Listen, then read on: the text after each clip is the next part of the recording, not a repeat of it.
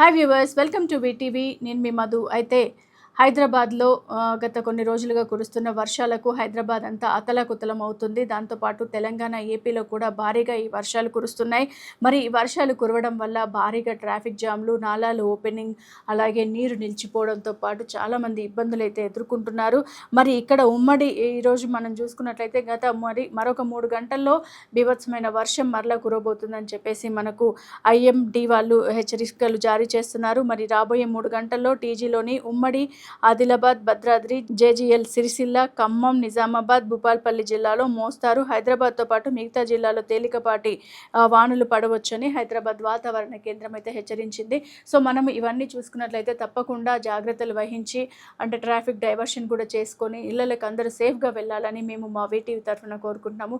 So keep watching on VTV. వీటీవీని subscribe చేసుకోవడం మర్చిపోకండి. ఇది అందరికీ కూడా, మీ ఫ్రెండ్స్ అందరికీ కూడా షేర్ చేయండి. సో అందరూ కూడా వాళ్ళు అప్రమత్తంగా ఉండడానికి అవకాశం ఉంటుంది. సో మీకు ఈ వీడియో నచ్చినట్లయితే తప్పకుండా మీ కామెంట్ రూపంలో నాకు తెలియచేయండి.